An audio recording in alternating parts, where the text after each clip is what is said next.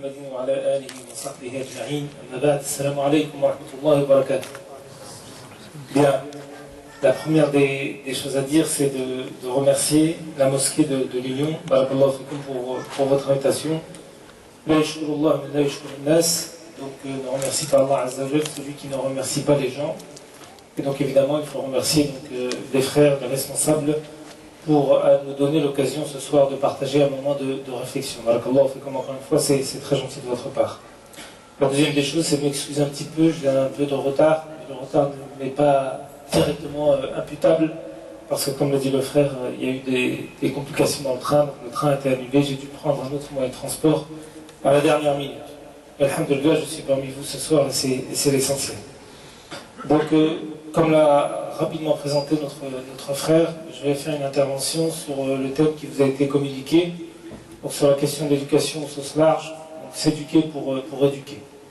Je tiens d'abord à mettre en évidence la chose suivante. J'aime pas beaucoup les conférences qui durent trop longtemps. Donc je vais essayer de faire une conférence assez concise, dans le sens où, Inch'Allah, je vais essayer de ne pas dépasser 40 minutes, 30-40 minutes, pour vous donner le maximum de temps pour l'échange de questions, de débat. Parce que, alhamdoulilah, c'est dans les questions qu'on peut directement aller à vos interrogations et répondre donc à vos éventuelles zones d'ombre. Donc, Inch'Allah, au bout de 30 minutes, tu commences à me dire il faut aller à la conclusion, et à 40 minutes, il faut me dire il faut arrêter, Inch'Allah. Donc voilà, pour le cadre de l'intervention. Donc maintenant, Inch'Allah, rentrons dans le vif du sujet. Sur la question de l'éducation au sens large et comment on va essayer de, ce soir, s'éduquer pour éduquer. Pour n'importe quel thème, pour n'importe quel sujet, en islam, il faut toujours revenir aux sources fondamentales de notre religion. Et les sources fondamentales de notre religion, je ne vous apprends rien, c'est d'abord et avant tout le Coran ou le Sunna. D'accord? On va prendre des évidences, et à partir des évidences, vous allez voir, on va commencer à entrer en matière dans ces évidences, et on va voir comment, à partir du Coran et de la Sunna, on peut directement appliquer les recommandations, voire même les exhortations, pour ne pas dire les obligations qui découlent de la compréhension du Coran et de la Sunna. Et vous verrez que la conférence est une conférence à la fois théorique, on va beaucoup évoquer des versets, des hadiths, des exemples de compagnons, des exemples de grands savants, mais ce qu'il faut tout de suite avoir à l'esprit, c'est que cette conférence est aussi une conférence pratique. On s'éduque pour éduquer, mais en même temps on réfléchit pour ensuite mettre en application ce qu'on a esquissé en termes de réflexion. Donc la conférence se veut pratique, Inch'Allah, c'est pour ça que dès ce soir, vous aurez quelques pistes d'action concrètes afin, Inch'Allah, d'améliorer notre quotidien. Donc si on revient aux deux sources fondamentales, la première des sources, c'est le Coran. D'accord? Et là, je vous demande de prendre l'importance, la lourdeur et la profondeur des quelques versets qu'on va citer. On est en l'an 610 de l'ère chrétienne. Le prophète Mohammed sallallahu alayhi wa sallam a 40 ans. Il est dans la grotte de Hira. Allah Azza wa Jal va lui envoyer la dernière des révélations. Il va envoyer au prophète Mohammed sallallahu alayhi wa sallam par l'entremise de Jibril alayhi salam, de l'ange Gabriel, l'ange chargé de la révélation, il va lui envoyer la dernière des révélations adressée au genre humain. Donc on est vraiment dans un moment extrêmement lourd pour l'humanité. Voilà un livre qui est envoyé par Allah Azza wa Jal au dernier des prophètes. Ce livre va clore tout le cycle de la prophétie qu'Allah Azza wa Jal a envoyé depuis Adam jusqu'au prophète Mohammed sallallahu alayhi wa sallam. Donc on est évidemment dans un moment extrêmement profond, très lourd, très dense pour l'humanité. Dans cette dernière des révélations, Allah Azza wa Jal va commencer par une séquence révélatoire, par quelques versets qu'il va envoyer au prophète Mohammed sallallahu alayhi wa sallam. Donc vous êtes d'accord avec moi que ces premiers versets sont extrêmement importants, puisque ce sont les premiers versets d'une dernière révélation qui va clore tout le cycle de la prophétie qu'Allah Azza wa Jal a envoyé à l'humanité. Et dans cette première séquence révélatoire, Allah Azza wa Jal, ba'da'oudhu billahi minash shaitanir rajim, nous dit la chose suivante. Iqra bismi rabbika alladhi khalaq. خلق الإنسان من علق اقرأ وربك الأكرم الذي علم بالقلم علم الإنسان ما لم يعلم علم الإنسان ما لم يعلم Allah Azza wa Jal nous dit, dans cette première séquence révélatoire, dont on a rappelé évidemment l'importance, par rapport aux éléments que j'ai donnés tout à l'heure, Allah Azza wa Jal nous dit, à 2 reprises, dans les 2 premiers versets qu'il envoie à l'humanité, à 2 reprises, il utilise le verbe lire à l'impératif. Fi'l amr. C'est-à-dire, il dit au prophète, lis. À 2 reprises. Une obligation, une exhortation, un ordre à l'impératif. Et en plus du fait d'avoir utilisé ces verbes à l'impératif à 2 reprises, il va utiliser en tout, non pas 1 fois, non pas 2 fois, non pas 3 fois, non pas 4 fois, non pas 5 fois, 6 fois. C'est pour ça que j'ai fait comme ça tout à l'heure quand j'ai récité les versets. Il utilise 6 fois les occurrences du champ lexical de l'éducation et du savoir. Regardez bien, on est dans la première séquence révélatoire. Iqra 2 fois. Allam, ya'lam, al-qalam. Il va utiliser tout le champ lexical. Vous savez, c'est pas le champ lexical. C'est tous les mots qui se rassemblent vers une même idée. La question de lit, du verbe à l'impératif. La question de allama, ya'lam, c'est-à-dire ce verbe dont la racine c'est alama, qui veut dire évidemment enseigner, savoir. Al-qalam, qu'est-ce que c'est que le qalam? Sinon cet outil, cette plume, ce qu'on appellerait nous aujourd'hui le crayon, le stylo, qui a depuis tout temps été l'instrument numéro 1 d'acquisition du savoir et de la connaissance. Pas 1, pas 2, pas 3, pas 4, pas 5, 6 fois. Le prophète Mohammed sallallahu alayhi wa sallam, il nous donne 6 répétitions, 6 occurrences du champ lexical de l'instruction. Qu'est-ce que ça veut bien pouvoir dire juste en l'espace de quelques minutes? Qu'est-ce qu'on peut en tirer comme enseignement fondamental, qu'il s'agisse du prophète Mohammed sallallahu alayhi wa sallam dans sa communauté au 7e siècle en Arabie, ou qu'il s'agisse pour les gens de Montpellier en 2014 à la veille de l'année 2015. Qu'est-ce que ça veut bien vouloir signifier? Allah Azza wa Jalla. Et vous allez comprendre pourquoi je vous dis ça. Parce qu'il y a un épisode de la vie du prophète sallallahu alayhi wa sallam qui lui donne sens. Allah Azza wa Jalla nous dit tout simplement, et ça vaut pour l'Arabie du 7e siècle comme pour la France du 21e siècle. Il nous dit, ô homme, si tu veux améliorer ta situation personnelle, et à toute communauté, c'est le même message. Si vous voulez améliorer votre situation, si vous voulez améliorer votre condition, le premier instrument d'amélioration de votre situation, c'est la science, le savoir et l'éducation. Nahnu ummatu iqra. Alors, vous avez l'impression que ça va être des vérités que je rabâche, on le sait, et vous allez voir comment la communauté est très éloignée entre les exhortations et les idées, les sagesses qu'on peut tirer des versets du Coran, comme dans la vie du prophète Mohammed sallallahu alayhi wa sallam, et notre réalité à nous, en tant que communauté musulmane française au XXIe siècle. De ces 4 versets, on peut tout de suite tirer la conclusion qu'Allah Azza wa Jalla du haut de 7 cieux nous donne cette vérité. Tu veux améliorer la situation de n'importe quelle personne, tu veux améliorer la situation de n'importe quelle communauté, tu passes par le savoir et l'instruction. Et regardez le savoir. Le savoir en islam, il est global et il est total. Ça vaut évidemment le savoir religieux, le savoir islamique, al-ilm al-shar'i, mais regardez comment Allah Azza wa Jalla, Iqra bismi rabbika alladhi khalaq, khalaqa al-insana min alaq. C'est-à-dire, regardez, il y a 2 choses qu'on peut ajouter sur ce verset en termes de sagesse qu'on peut tirer de ces versets.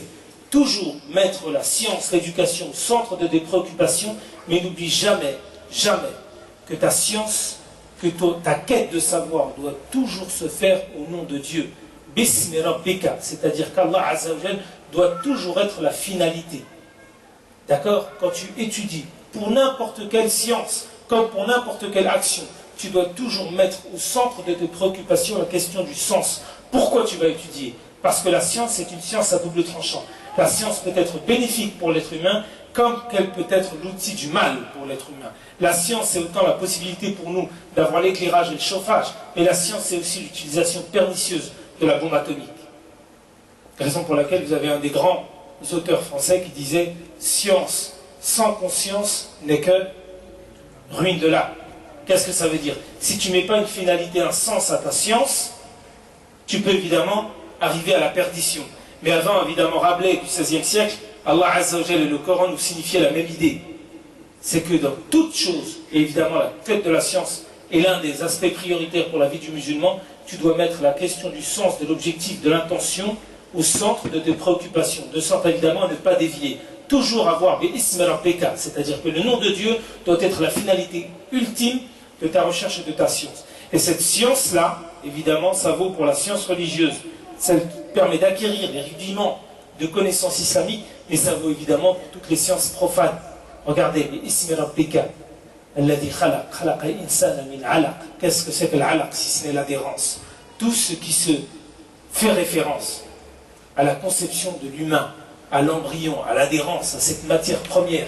Regardez, il y a l'aspect religieux, Bism Rabbika, et il y a l'aspect profane, la question de l'adhérence et de l'embryon, de tout ce génie humain, de tous ces trésors cachés. Donc tu dois évidemment multiplier d'efforts afin de connaître la science religieuse, toujours mettre Allah Azza wa Jal au centre de tes motivations, mais en même temps découvrir les trésors qu'Allah Azza wa Jal a mis dans la création. Voilà quelques versets, évidemment on pourrait y passer toute la soirée afin d'en tirer, et évidemment on n'épuiserait même pas les trésors de ces premiers versets. Mais je vous demande de retenir l'essentiel. Pour n'importe quelle personne, ça vaut au niveau individuel, comme ça vaut au niveau familial, comme ça vaut au niveau collectif et communautaire. Vous voulez améliorer la situation d'une communauté, vous passez par la science et l'instruction. C'est absolument fondamental, et si vous voulez sortir avec une idée de la conférence, c'est celle-ci. Mais on verra dans la deuxième partie de la conférence où on en est, nous, en tant que musulmans français, sur la question de l'application de ce verset. Parce que le verset, c'est bien de le lire, c'est bien de le réciter, c'est encore mieux de le mettre en application. Et là, il y a un petit problème dans la communauté, c'est qu'on est très bon dans la lecture, voire même dans la psalmodie, on est bon également dans la méditation, mais qu'en est-il dans la mise en application? Parce que ce qui est important dans un verset du Coran, c'est également sa mise en application. Et si vous lisez des Corans pour les répéter, et pour ne pas les mettre en application, il y a un gros souci. Et on verra quel est le souci de la communauté à ce niveau-là. Mais avant de passer à ce souci, sur la question de l'application quotidienne de ces versets, allons juste, faisons un petit détour sur la vie du prophète Mohammed sallallahu alayhi wa sallam. Comme je l'ai dit tout à l'heure, il y a deux sources fondamentales, le Coran et la Sunna. Et évidemment, dans le Coran, j'ai pris que quelques versets, on aurait pu en prendre des dizaines. Les occurrences en termes de science sont pléthores dans le Coran, il y en a des dizaines. Maintenant, venons juste à un épisode de la vie du prophète Mohammed sallallahu alayhi wa sallam, qui résume tout ce que je viens de vous dire. On est en 624. Ça fait 12 ans ou 14 ans que le prophète sallallahu alayhi wa sallam a reçu la révélation. En l'an 12, le prophète sallallahu alayhi wa sallam en 622 quitte la Mecque. Il va à Médine, dans ce qu'on appelle l'épisode de la Hijra. 2 années après la Hijra, le prophète sallallahu alayhi wa sallam va faire face à Quraysh dans la première des grandes batailles, qui s'appelle la bataille de Badr. Les musulmans sont 314, les Mécois sont combien? 1 millier. On a ce qu'on appelle un rapport de force asymétrique. Vous avez 3 fois plus de non-musulmans, de Mécois, que le nombre de musulmans. La situation est tendue pour les musulmans. Vous imaginez bien, quand vous êtes 3 fois moins nombreux que l'armée adverse, c'est plutôt tendu. Les musulmans ont 2 chevaux, les Mécois en ont 70. Je vous renvoie à Surat Al-Imran, cette surat qui nous rappelle comment Allah Azza wa Jalla a aidé les premiers musulmans, qu'alhamdoulilah, au bout du compte, ils ont obtenu la victoire. Mais ce qui m'intéresse, c'est la fin de l'histoire. Rappelez-vous bien, on est au 7e siècle en Arabie. Les lois de la guerre à l'époque, si on peut s'exprimer ainsi, les lois de la guerre pour la communauté de la péninsule arabique, comme pour n'importe quel peuple à l'époque, quand une armée gagnait dans une confrontation militaire, dans une guerre, l'armée vaincue, quand on faisait des prisonniers, il y avait 2 issues, pas 3. Quand vous aviez une bataille, à l'époque c'était comme ça que ça se passait, et que finalement vous aviez des prisonniers, vous faisiez des prisonniers, l'armée vainqueur faisait des prisonniers par rapport aux vaincus, les prisonniers avaient 2 issues. C'était soit l'exécution immédiate, d'accord, comme on dit, on est passé par le fil de l'épée, soit ce qu'on faisait, c'est qu'on les rançonnait. C'est-à-dire qu'on proposait à la famille des prisonniers de restituer les prisonniers moyennant quoi? Moyennant de l'argent. C'est le principe de la rançon. C'est pour ça qu'on les rançonnait. Raison pour laquelle, quand vous avez un certain nombre de compagnons qui prennent plusieurs dizaines de Qurayshites parmi eux, parmi les prisonniers, ils reviennent souriants au prophète Mohammed sallallahu alayhi wa sallam. Pourquoi ils sourient? Pourquoi ils sont contents? Évidemment, la joie de la victoire, mais également la joie de quoi? La joie d'avoir la possibilité de restituer des biens, de gagner de l'argent par rapport aux prisonniers qu'on vient d'emprisonner. D'accord? Par rapport aux Mécois qu'on vient de faire prisonnier. Et regardez ce que dit le prophète Mohammed sallallahu alayhi wa sallam. Regardez la sagesse, comment cette sagesse dure et perdure jusqu'à aujourd'hui. Regardez quelle signification on peut en tirer. Le prophète sallallahu alayhi wa sallam voit un certain nombre de compagnons avec des prisonniers, et qu'est-ce qu'il leur dit? Regardez, c'est révolutionnaire pour l'époque. Hein. Je vous ai dit, c'était deux choix. Soit on les exécutait, soit on les rançonnait. Et lui va proposer une troisième issue. Il leur dit détachez les prisonniers. Et il regarde les prisonniers, il leur dit celui qui apprendra à lire et à écrire à 10 enfants musulmans pourra s'en aller librement. Qu'est-ce qu'il signifie le prophète Mohammed sallallahu alayhi wa sallam? Il est en train, regardez bien, écoutez bien et méditez bien cet épisode. Il est en train de dire aux compagnons, vous êtes en train d'observer l'immédiateté de la victoire militaire. Et vous avez raison, il y a de quoi être satisfait et joyeux d'avoir gagné militairement. Mais je suis en train de vous signifier que derrière la victoire par les armes, il y a une victoire qui est beaucoup plus importante. C'est la victoire de quoi? La victoire de ça. Raison pour laquelle les prisonniers, on va ni les rançonner, ni les exécuter. On va juste leur demander, donne-moi l'outil de ton savoir, l'outil de ton pouvoir. Donne-moi ce qui, toi, te permet d'être supérieur à moi. Donne-moi ta science que je l'inculque auprès de mes jeunes générations. Et va-t'en. J'ai plus besoin de toi. Pourquoi il dit ça? Parce que le prophète il a compris une chose. C'est que le savoir est une arme. Et que le savoir, c'est la meilleure des armes. Et pourquoi il dit ça? Si ce n'est par mise en application du verset Iqra. Mise en application du verset Iqra de façon immédiate.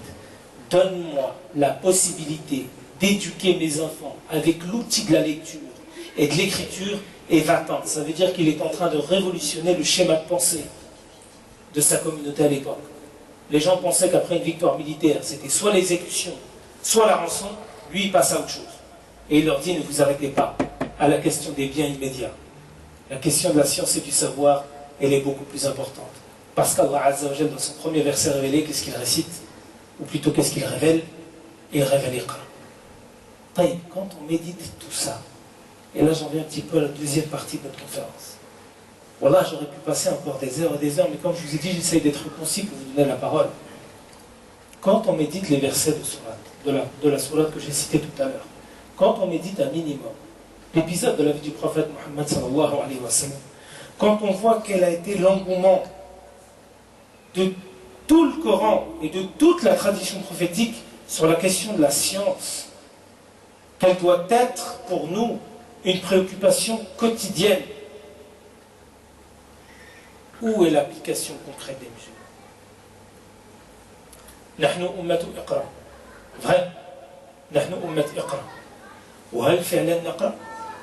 Est-ce que nous sommes une communauté qui lit véritablement?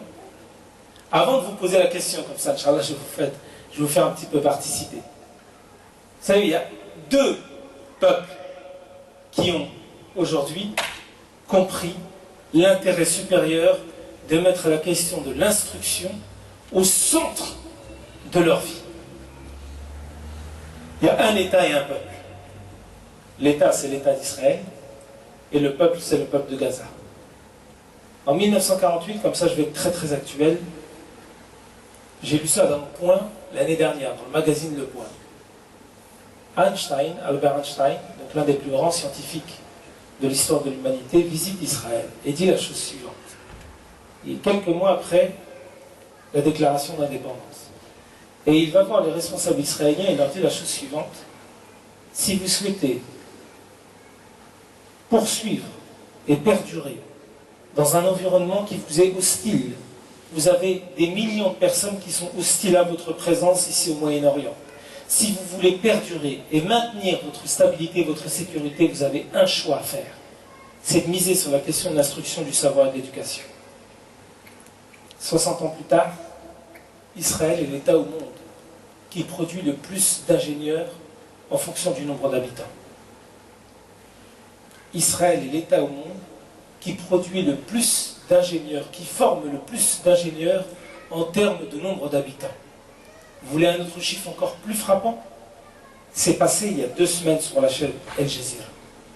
Écoutez bien, le budget de l'État israélien sur la question de la recherche et l'innovation, la question de la matière grise, la question de Iqra, le budget de la recherche et de l'innovation de l'État d'Israël est supérieur à l'addition des 22 budgets de la recherche et de l'innovation de tous les pays arabes réunis.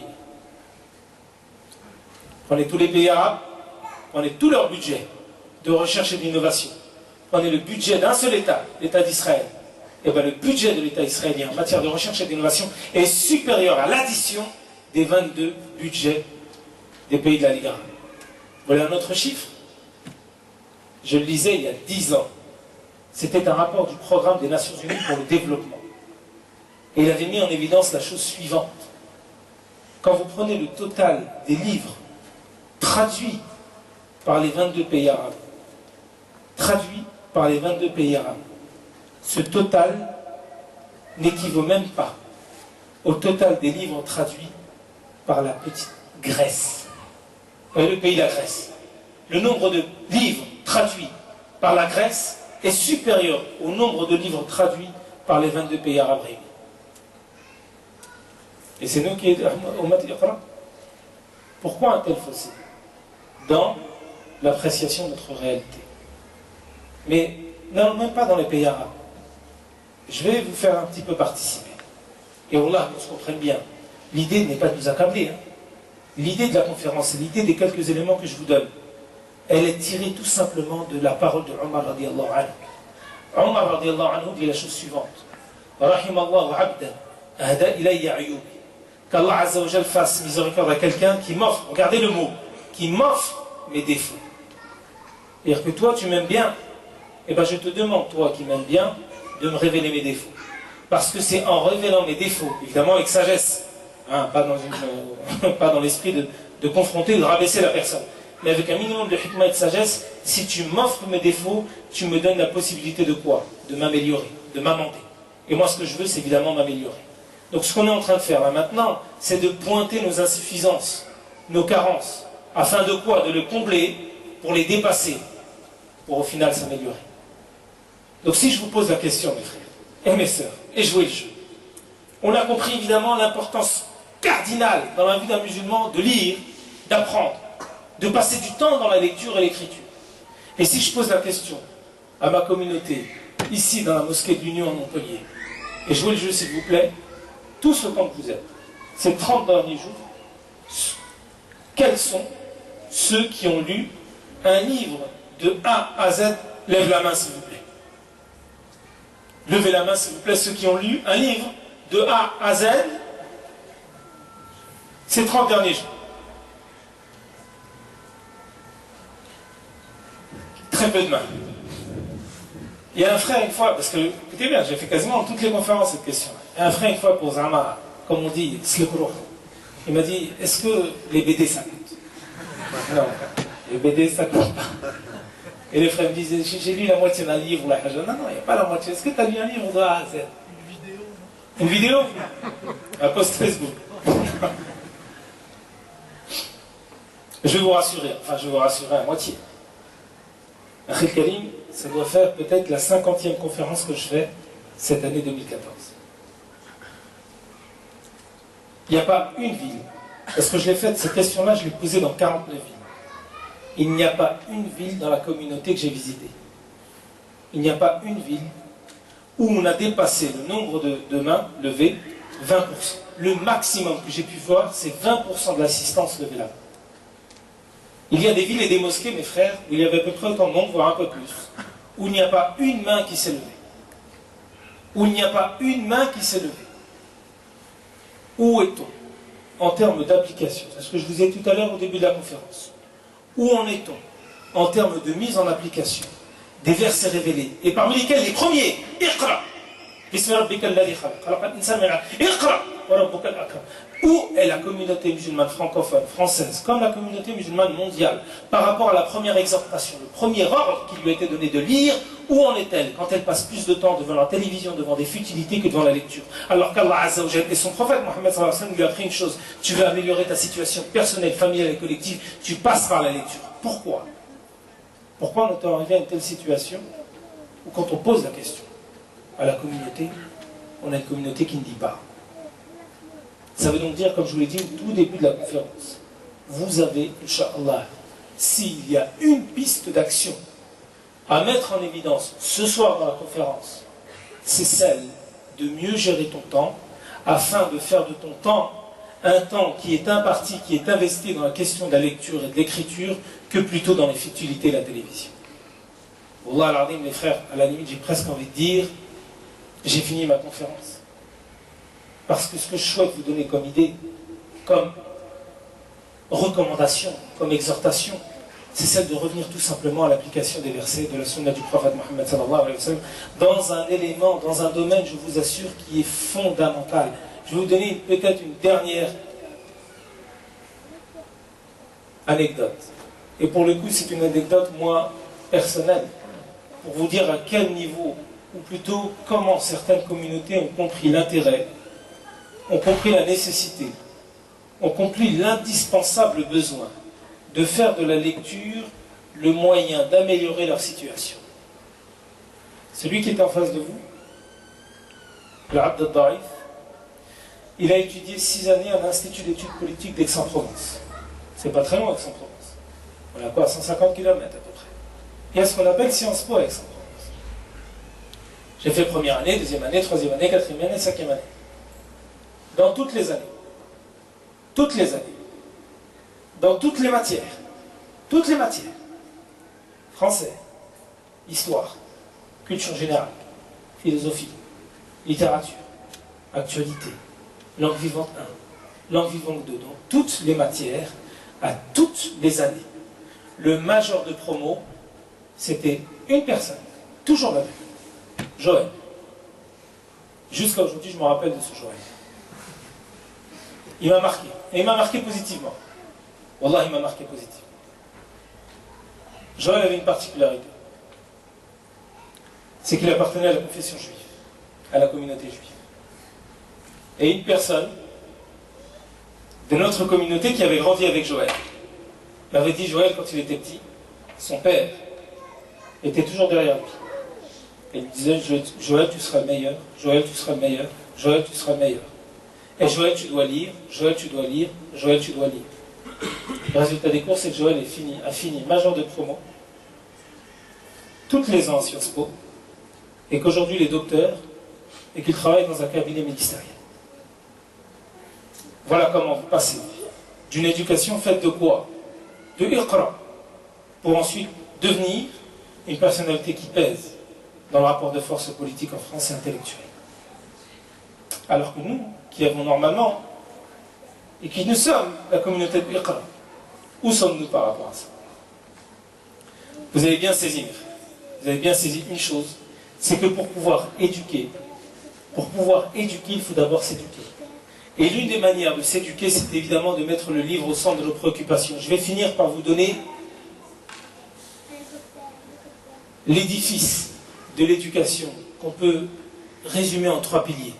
Et cet édifice-là, cette espèce de petite architecture très simple, et qui doit être encore une fois au centre de nos vies, elle nous a été enseignée par nos valeureux enseignants de l'Institut européen des sciences humaines de Château-Chinon, qu'Allah les préserve.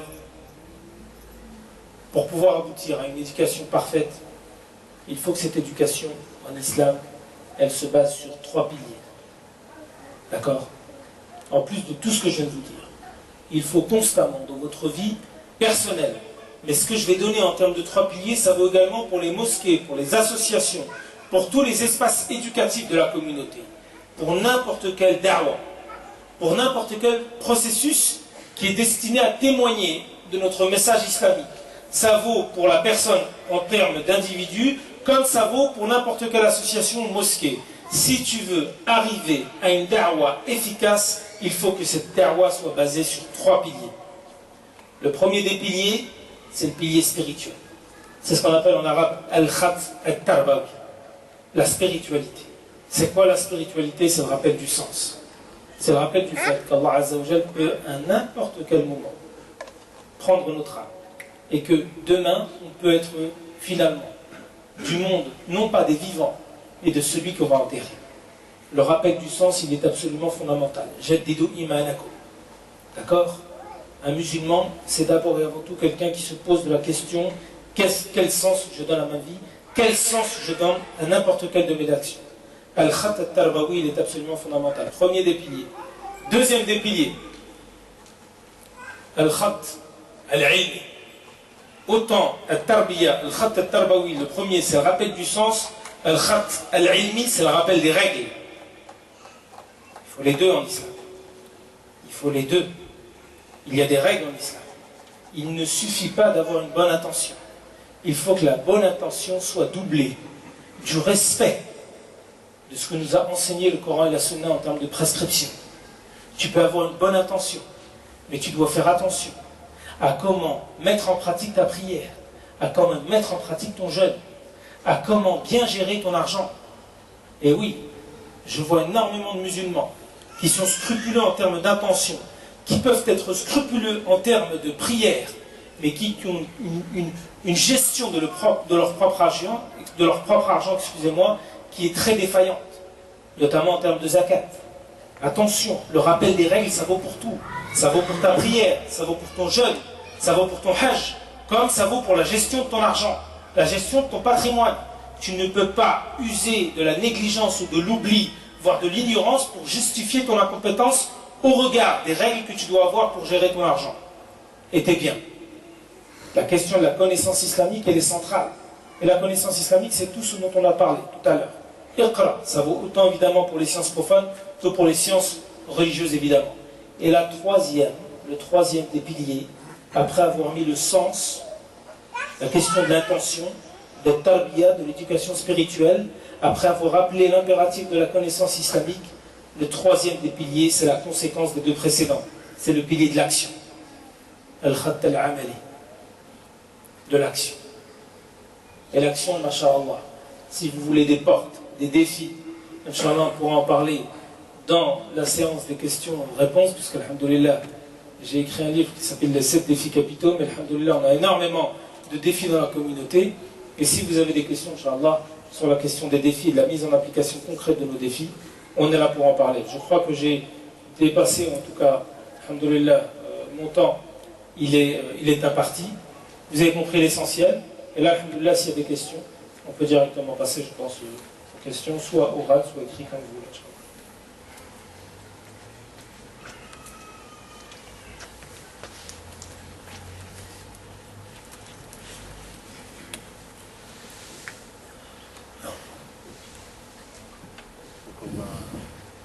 On va récupérer les questions. S'il y a des questions, vous m'entendez? S'il y a des questions orales, n'hésitez pas.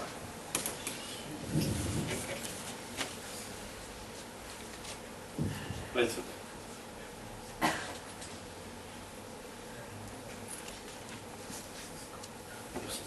a pas de questions orales.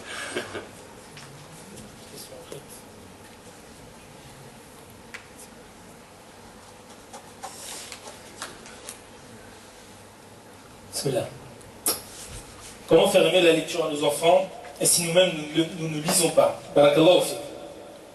Masha'Allah, c'est une question qui revient souvent. Vous savez, j'étais de ceux dans mon adolescence et même quand j'étais jeune adulte qui n'aimaient pas lire. Je vous assure que quand j'étais en terminale, je voyais, pour ceux qui sont en terminale, qui ont passé le lycée ou qui sont jeunes étudiants, j'étais en terminale S, spécialité SVT. Et je voyais les terminales L, et je me rappelle, j'avais un ami, il avait souvent un livre, de gros livres avec lui, des livres de 500, 600 pages. Je me disais, mais comment tu fais pour lire? Et écoutez bien, voilà, des fois je rigole de moi-même. Je me suis permis de lui poser une fois la question, écoutez bien, hein, ça, alors là vous allez vraiment rire, parce que ça n'a rien à voir avec la conférence que j'ai donnée. Je lui ai dit à un moment donné, et je me surprends de lui avoir posé cette question, pourquoi tu perds ton temps à lire? Pour vous dire comment j'étais, vraiment j'étais un petit... J'étais jeune, j'étais plus versé dans les mathématiques que dans la lecture. Et il m'a giflé en fait. Il m'a dit, tu ne comprends pas que la lecture, c'est ce qui permet à ton esprit de te développer. Ah là, il m'a bien giflé. Et j'ai commencé à dire, mais il a raison quand même. Après, je suis, alhamdoulilah, évidemment, on commence à prendre un peu plus de maturité, on rentre un petit peu dans la religion, on chemine spirituellement. Et on comprend qu'évidemment, iqra. Et regardez par quoi j'ai commencé, si je peux me permettre de parler de moi-même un petit peu, parce que j'étais vraiment dans la même situation.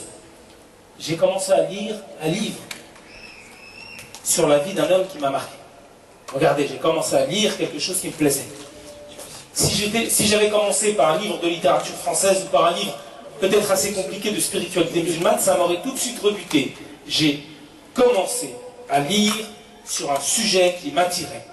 J'ai commencé à lire la biographie de Malcolm X, que je vous recommande fortement pour ceux qui ne l'ont pas lu. C'est un homme qui m'a marqué. Je pense que comme beaucoup de jeunes d'ici, vous avez peut-être vu le film, un film à voir. Enfin, moi je l'ai vu beaucoup de fois, je pense que beaucoup l'ont vu plusieurs fois également. Et je me suis dit, je vais voir un peu plus quel était cet homme. Et je me suis surpris, à 18 ans, à avoir lu le livre de Malcolm X en quelques jours. Parce que je n'ai pas vu le temps passer. C'est quelque chose qui me plaisait. Regardez par quoi tu commences. Par quelque chose qui te plaît et quelque chose qui apparaissait pour moi comme insurmontable. Le fait de lire un livre de 300 pages, je l'avais dévoré en l'espace de quelques jours. Donc, Ortil Kalima, il y a deux choses à faire. Ou là, Akhil Karim, il y a deux choses à faire. Il y a premièrement de commencer à lire ce qui te plaît.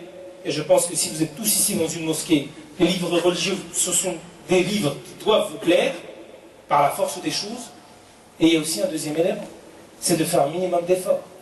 C'est-à-dire tu ne peux pas arriver à une situation où tu te dis j'ai un manquement et j'ai une carence, et je vais déplorer cette carence, et je vais m'en lamenter. Non, à un moment donné, tu prends en considération cette carence, tu vas commencer à lire ce qui te plaît, et tu vas faire un minimum d'efforts. Parce que si celui ou celle qui pose la question a des enfants, ou même si elle n'en a pas, et que demain elle souhaite en avoir, alhamdoulilah, c'est le souhait de tout le monde ici.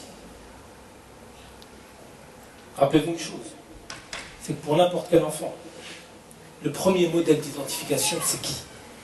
Si ce n'est ses parents. Le premier modèle auquel il va vouloir s'identifier dans sa vie. Le premier modèle par lequel il va se projeter dans l'existence. C'est qui si ce n'est sa mère et son père? S'il voit sa mère et son père qui passent des heures de manière quotidienne devant la télévision, comment va-t-il grandir? Vous êtes bien d'accord avec moi qu'il ne grandira pas de la même manière que s'il voit son père et sa mère pendant des heures devant les livres. Vrai ou faux? Regardez Joël, comment il a été éduqué. Et regardez comment certaines familles musulmanes, alhamdoulilah, c'est pas tous. Et moi, dans ma famille éloignée, je suis parfois consterné par le fait de voir la télévision allumée de manière quotidienne. Quotidienne dans tous les espaces de la vie, d'une maison, de la télévision au salon. Et encore, ça aurait été la chaîne Histoire, hein, ou la chaîne Découverte. Mais allez, c'est quoi les chaînes qui sont allumées? Si ce n'est les chaînes de dépravation et d'abrutissement qui peuplent les programmes télévisés. Donc, deux choses. Comment faire aimer la lecture à nos enfants? Eh bien, il faut se faire un minimum violence. Il faut se faire violence pour du bien. On va commencer à lire ce qui nous plaît. Des livres de religion ou des livres de grands hommes de l'histoire de l'islam. Je vous ai donné Malcolm X, vous ne pouvez pas en prendre d'autres, évidemment. La biographie du prophète, Mohammed sallallahu alayhi wa sallam, que vous pouvez lire. En français, machallah, il y en a plusieurs. Et en même temps, ça donne à vos enfants cette image que papa, maman passent du temps dans la lecture. Et le mieux du mieux, c'est de passer du temps à lire avec vos enfants. Pour ceux qui en ont, qui sont en âge de pouvoir lire, après 6 ans, c'est un plaisir de pouvoir lire avec ses enfants. Je vais vous faire une petite confidence. En plus de lire en tant que parent avec ses enfants, ne négligez jamais pour ceux qui ont des parents, ou plutôt pour des enfants, entre 8 et 12 ans. L'une des familles qui m'a le plus marqué dans mon enfance, c'est une famille dont aujourd'hui, tous les enfants, ils étaient issus d'une famille nombreuse, comme je pense un peu à nous tous, d'accord? C'est la seule famille, je crois, que j'ai connue, où tous les enfants ont minimum bac plus 5. Tous les enfants, ils sont 10. Certains sont thésards. Parmi les enfants, il y a des gens qui ont de doctorats. Et ils ont vécu dans un grand quartier comme ici. Comme à peu près nous tous. Par contre, c'est la seule famille. Regardez, c'est pas un hasard. C'est la seule famille que j'ai connue dans ma vie, ou plutôt dans mon enfance, où le père, dès le départ, avait interdit la télévision. Il avait interdit la télévision à la maison. Et le frère qui est aujourd'hui docteur me disait, vu qu'on n'avait pas de télévision, à la différence de tous les autres, qu'est-ce qu'on faisait? On allait à la médiathèque. Et on lisait. Et on prenait des livres. Mais on se comprend bien, hein, s'il a 6 ans ou 7 ans, il ne va pas lire un livre de Tariq Ramadan. Il va prendre une BD. Et il prenait des BD. Et regardez, il me disait, moi, quand je commençais à lire, je prenais mon petit frère avec moi. Et mon petit frère avait 4, 5, 6 ans. Ce qui fait que de manière, c'était ludique, c'était un jeu. Je lisais avec lui. Et sans m'en rendre compte, il est rentré en 6 ans. Il est rentré, pardon, CP à 6 ans. Et il savait lire. Par le simple fait de m'avoir côtoyé dans la lecture du soir. Regardez comment tu accompagnes un enfant de 4, 5, 6 ans. Et finalement, la lecture devient un jeu pour lui. Parce qu'il a son grand frère qui le prend. Regardez la télévision. S'il y a une télévision, la télévision va supprimer, va bannir, va décortiquer ces relations humaines qui peuvent se jouer. Attention, je ne suis pas anti-télévision. J'en ai moi-même une à la télévision. C'est parfois difficile de l'enlever en plus de la maison. Mais il y a juste à consommer avec une extrême modération. Inch'Allah, je vais faire da'wah dans mon foyer pour qu'on arrive à la suppression de la télévision. Mais, même si vous êtes à la kulli hal, il faut savoir l'utiliser à bon escient et donner l'envie à vos enfants, par vous-même, votre comportement, et au-delà de votre comportement, dans la relation qui va se nouer entre les petits frères et sœurs, le fait que le grand puisse commencer à lire, ou même mieux que lire, à commencer à jouer avec son petit frère, sa petite sœur, sur la base de jouets, de jeux éducatifs et ludiques. D'accord? Donc voilà, petit peu. Ouais, c'est pas trop. Alors peut-être que vous allez prendre peut-être 2-3 questions en même temps. C'est tour de voir s'il y a des questions qui se rejoignent. Oui, oui. D'accord. Comme ça, je vais vous en parler.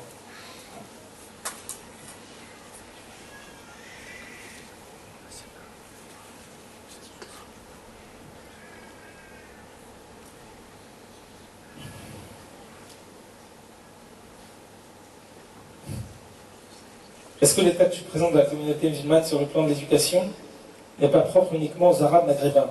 Je pense notamment aux pays non arabes, tels que la Malaisie, etc. En plus, je connais le frère qui a posé la question. Il n'a pas tort, le frère. Quoique, de manière générale. C'est vrai que le frère pose une question, et machallah, ça va me permettre peut-être, tu m'as demandé de raccourcir, mais des questions, machallah, qui me permettent d'évoquer pas mal de sujets, mais tout dans l'éducation. Ala kulli hal. Le frère a raison d'une chose. Il faut faire attention. Là, alhamdoulilah, on a un peu la preuve vivante. On a l'impression que la communauté musulmane en France est une communauté essentiellement maghrébine. C'est vrai que les gens d'origine maghrébine sont majoritaires. Et il faut faire attention, on n'est pas les seuls. Et si je peux faire une digression par rapport même au sujet et à la question. Notre génération, les jeunes qui sont en face de nous, ceux qui sont nés, qui ont grandi ici, on va avoir un défi majeur, c'est d'essayer de dépasser nos appartenances nationales, primaires, pour arriver à vivre authentiquement une vie communautaire. Dit autrement, toutes les attaches qu'on a pu avoir. Ça ne veut pas dire évidemment qu'il faut supprimer les liens qu'on peut avoir avec nos pays de mémoire. Hein. C'est pas ça que je dis. Je dis juste qu'il faut faire attention. Dans le sens où il ne faut pas reproduire parfois les cassures nationalistes qui ont été le fait de nos parents. Naturellement, nos parents, on en a un énorme respect. Je vais vous donner un exemple encore plus frappant. Je ne sais pas s'il y a ici à Montpellier une mosquée, entre guillemets turque, ou une communauté turque. Je suis de ceux qui pensent que notre génération, elle a un rôle fondamental à jouer dans la relation que nous devons nouer avec les autres communautés, à l'intérieur de la communauté musulmane. Je vois des mosquées, je vois des villes où la communauté turque reste seule, la communauté maghrébine reste seule, la communauté comorienne reste seule, la communauté sénégalaise reste seule. Là, il n'y a pas d'esprit islamique. Là, on est encore dans la conséquence négative du découpage colonial, sans le savoir. On a un objectif, un défi majoritaire, prioritaire parmi d'autres, dans notre génération. C'est de casser, d'accord, ces barrières morales, ces barrières nationales. Et alhamdoulilah, ce que je vois de plus en plus parmi les jeunes de la communauté turque, qui sont des jeunes qui ont vécu la même socialisation que nous, on a été dans les mêmes écoles, on a vécu plus ou moins le même parcours, c'est alhamdoulilah et cette envie d'aller vers la communauté maghrébine. Parce que si tu veux lutter contre l'islamophobie, si tu veux lutter demain pour essayer d'améliorer la situation des Palestiniens, si tu veux donner du sens de manière authentique à la communauté musulmane et non pas maghrébine, à un moment donné, il va falloir se dire que les maghrébins ne sont pas l'alpha et l'oméga de la communauté musulmane. Je vais vous donner un exemple encore plus précis pour que vous sachiez où je veux en venir. Dans une ville, j'ai vu la chose suivante. Chaque semaine, l'imam de la mosquée turque aller dans la mosquée maghrébine et il guidait la prière. Et la semaine d'après, c'était l'imam de la mosquée maghrébine qui allait dans la mosquée turque et il guidait la prière. Voilà comment, parfois, par des petits gestes, vous pouvez arriver à casser des barrières.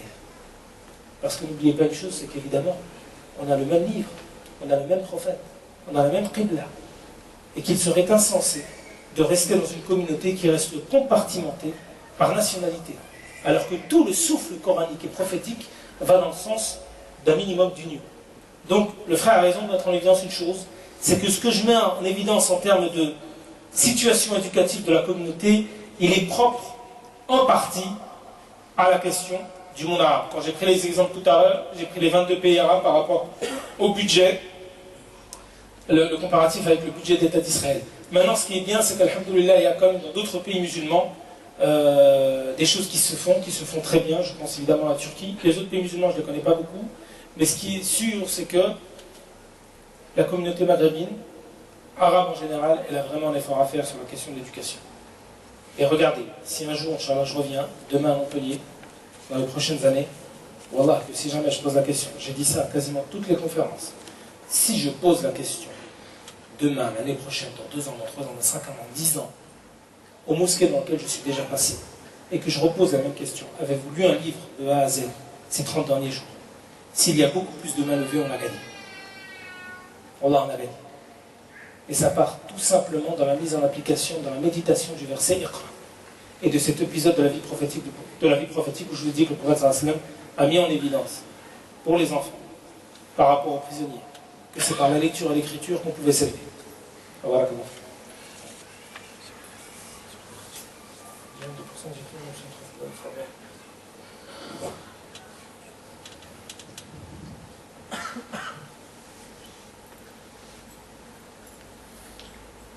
Il y a des questions ici qui font le lien entre la question des quartiers et la question de l'éducation. Comment faire pour motiver les jeunes à à aller dans les études, même si parfois il y a beaucoup de travail, et comment faire en sorte d'améliorer la situation par rapport à l'éducation dans les quartiers sensibles.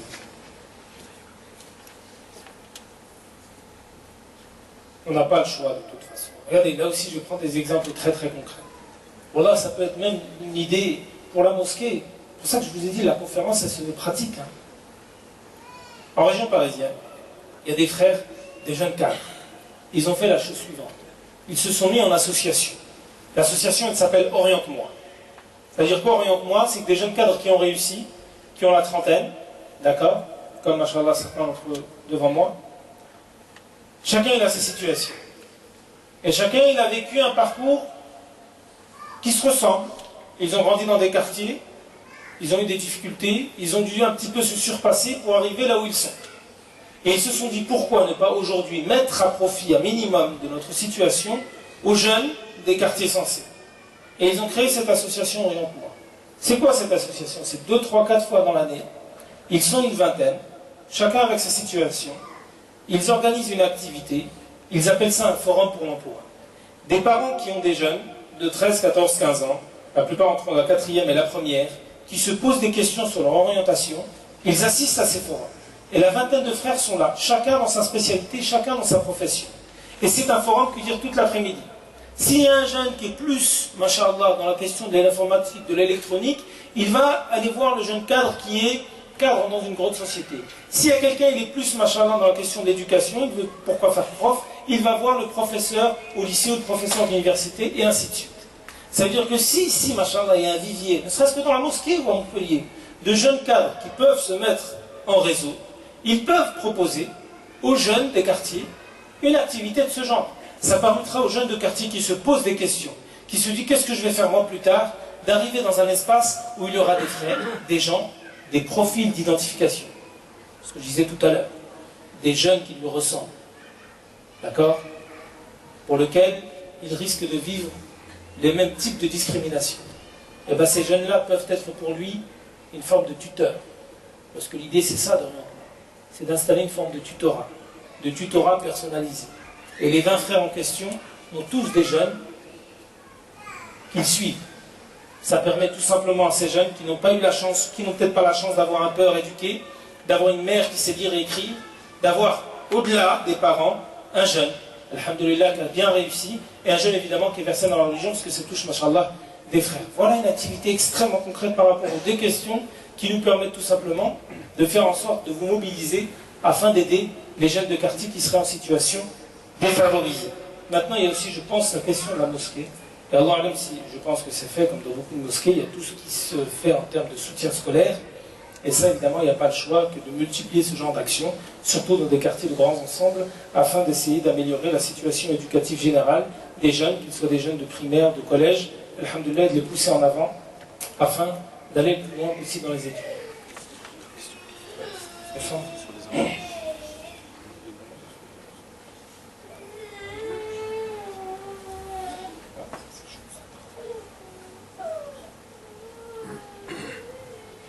Ça, je vais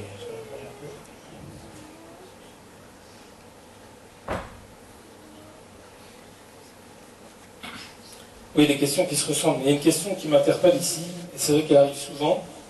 Comment redonner à nos enfants, frères et sœurs, goût à la lecture dans une époque où les nouvelles technologies sont omniprésentes? iPad, Internet, TV, etc. C'est qui le fondateur d'Apple? Les jeunes. C'est qui le fondateur d'Apple? Steve Jobs. Oui. Steve Jobs, donc il est mort il y a quelques années. Steve Jobs, il avait des enfants. Vous savez ce qu'il a fait, Steve Jobs?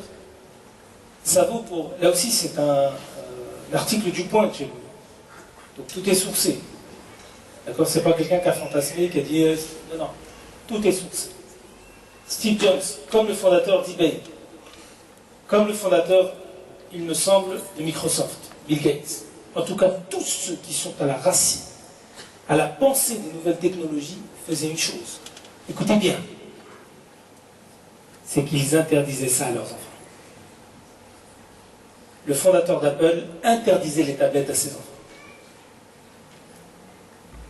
Et qu'il a mis ses enfants dans une école traditionnelle, où ça c'était interdit. Parce qu'il a compris une chose. Il a compris que ça, si tu mets ça à disposition des enfants, tu peux détruire leur éducation. Une éducation, c'est là où se forge l'esprit d'un enfant. Ça va parasiter l'esprit d'un enfant. Parce que tu peux y trouver le meilleur comme le pire. Et la nature humaine est ainsi faite que très souvent elle verse vers le pire. Mais ça, qui est parfois peut-être un trésor, mais excusez-moi l'expression, peut-être une poubelle pour des enfants. Et laisse-les gérer cet outil seul. Et tu verras les conséquences.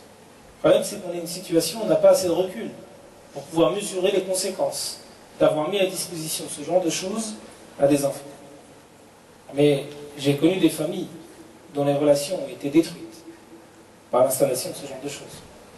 Et si je reviens à Steve Jobs, il y a tous les fondateurs aujourd'hui, il y a tous les pères de la nouvelle technologie. Ils ont tout simplement voulu préserver leurs enfants. Et les ont mis dans des écoles spécialisées. En fait, c'était des écoles spécialisées, mais qui appliquaient la manière traditionnelle. D'accord? Une manière traditionnelle sans recours à l'outil informatique pendant les premières années. Parce qu'ils ont compris que ça, c'était bon, éventuellement pour les adultes, mais pas pour les enfants. Maintenant, Akhi, Urtil Karima, je suis d'accord avec toi.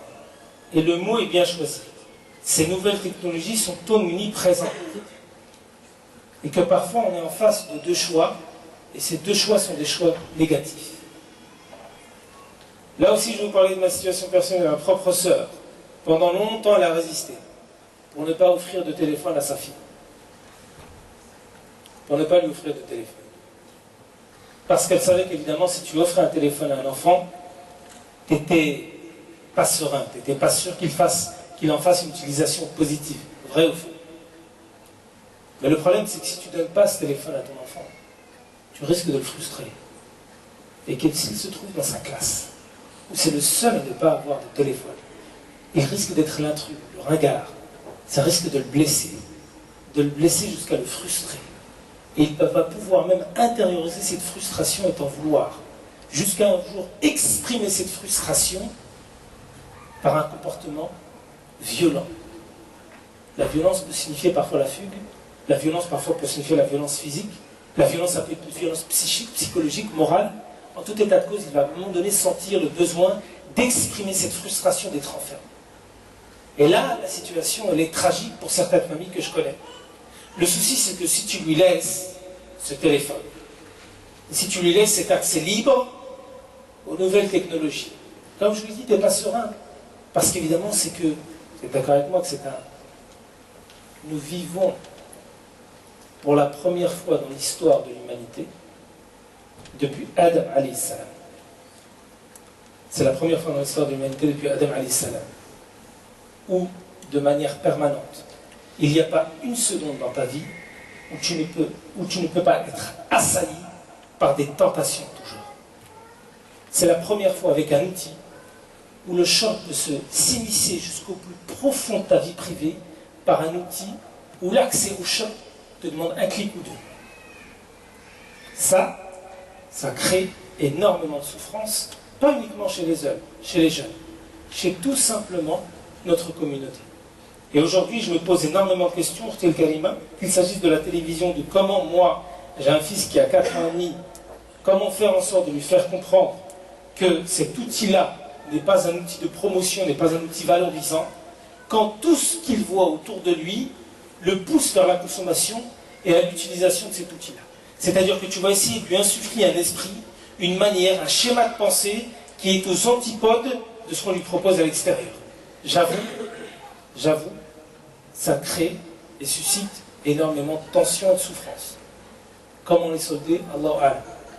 Et je vais te répondre par une question, ou plutôt par des questions.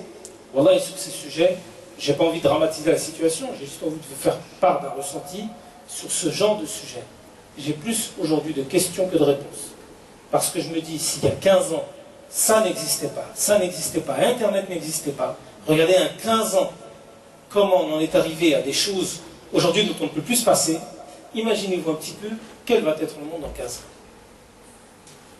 Comment on va à la fois plus être dépendant et comment, finalement, d'une certaine manière, cette espèce de choc, cette espèce d'esprit maléfique va encore prendre davantage possession de nos vies, de nos foyers. Comment on va faire pour gérer ça? Allahu a'lam. Et donc, Qortil Kalema, je n'ai que d'autres solutions que celle de dire qu'il faut essayer de maîtriser au maximum, mais faire attention à ne pas tellement maîtriser jusqu'à emprisonner l'enfant.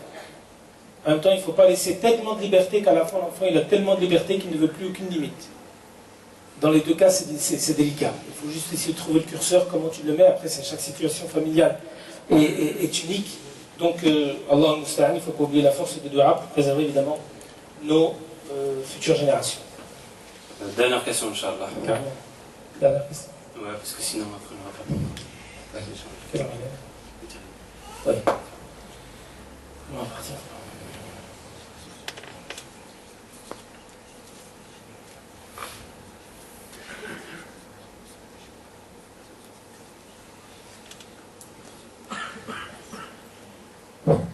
C'est plusieurs questions en même temps. Donc comment répartir son temps afin d'étudier la Coran, mais aussi la science humaine, biologie, école, université. Donner son temps à chaque chose sans en négliger une. La science est tellement vaste, alors sur quoi se concentrer et s'empêcher d'appliquer, de faire des actions de bien sans rechercher de science. Quels outils pouvons-nous utiliser pour nous améliorer? Barakallahu fik.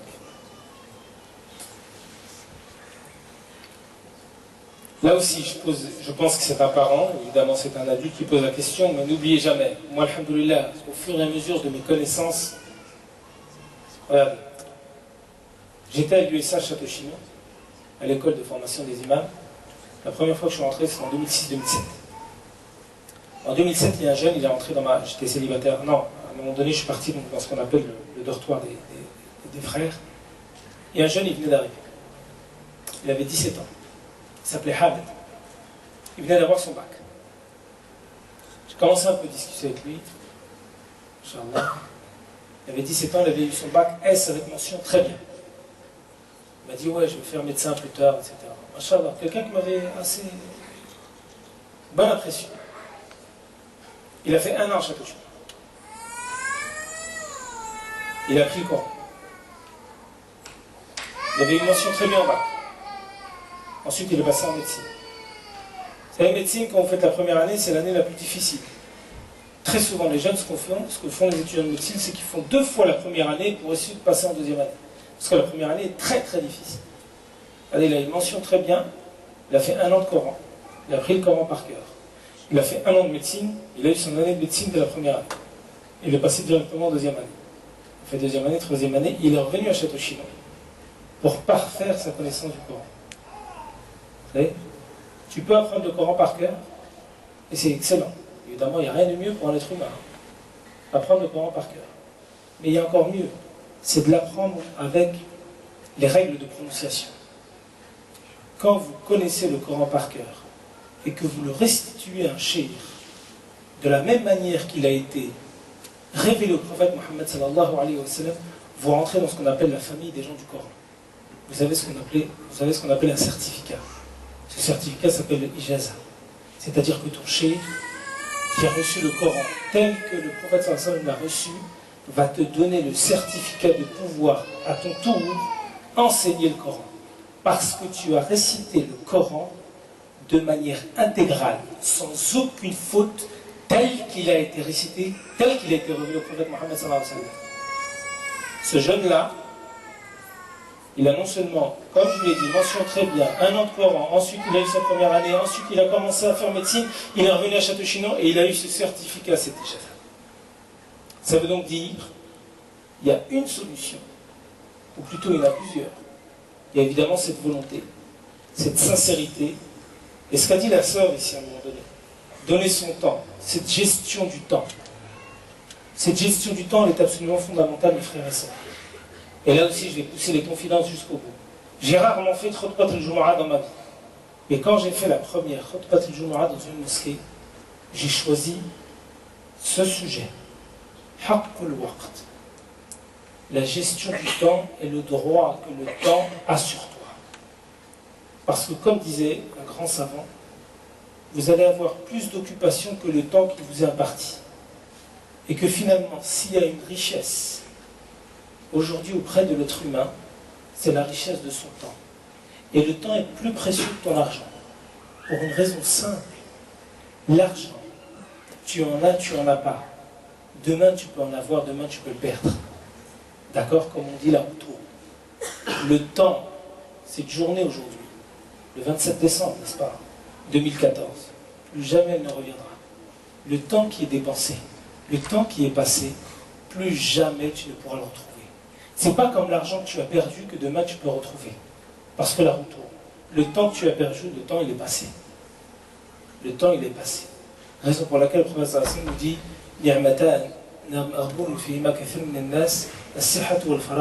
c'est-à-dire qu'il y a 2 bienfaits que les gens ne prennent pas à leur juste valeur, à leur juste considération. C'est le temps libre et la santé. Donc le temps, finalement, tu n'es que le produit de la gestion de ton temps. Le jeune dont je vous ai dit, alhamdoulilah, il avait des parents évidemment derrière lui, mais il n'est que le produit de la gestion du temps qu'il a développé. Il a passé son temps à étudier, voilà le résultat. Raison pour laquelle, en plus de la question de la lecture et du fait de mettre au centre de notre activité personnelle la question du savoir et la question de la gestion du temps, elle est absolument fondamentale.